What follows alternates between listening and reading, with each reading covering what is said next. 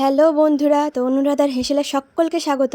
তো তোমরা জানো কিছুদিন আমি ভিডিওটা দিতে পারিনি, তো আজকে আবার ভিডিওটা দেওয়া শুরু করলাম। তো তোমাদের সাথে আজকে শেয়ার করব কি কি রান্না হয়েছে। তো তোমরা দেখতে পেলে আলু ভাজা হয়ে গেছে, এরপর টমেটো দিয়ে টক ডাল করার জন্য গরম তেলে চলে গেছে শুকনো লঙ্কা, সর্ষে এবং কেটে রাখা টমেটো, সাথে হলুদ লবণ দিয়ে কষিয়ে নিতে হবে। টমেটোটা কষে আসলে তার মধ্যে দিয়ে দিতে হবে ডাল। তোমরা দেখতেই পাচ্ছ ডালটাও ফুটে এসেছে এবং ডালটাও তৈরি হয়ে গেল। এরপর মাত্র কয়েকটা সবজি দিয়ে শুক্তো রান্না করব। তো তোমরা দেখতে পাচ্ছ আলুটাকে ভাজা হয়ে গেল।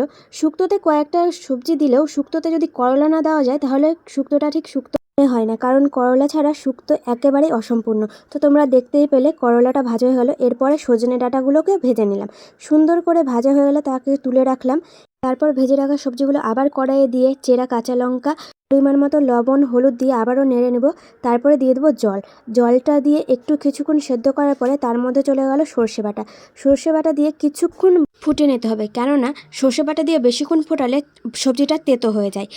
এরপর সরষের শাক রান্না হবে, তাই জন্য তেলে চলে গেল চেরা কাঁচা লঙ্কা এবং সর্ষে শাকগুলোকে খুব সুন্দরভাবে নাড়তে হবে যতক্ষণ না পর্যন্ত সর্ষে শাকগুলো ভাজা ভাজা হয়ে আসে। এরপরে দেখে নিলে সর্ষে শাকও ভাজা হয়ে গেছে। তোমরা দেখতেই পাচ্ছ 4 রকমের পদ রান্না হয়েছে। তো কেমন লাগলো এই ভিডিওটা তোমরা জানিও। আজকের মতো এখানেই, টাটা।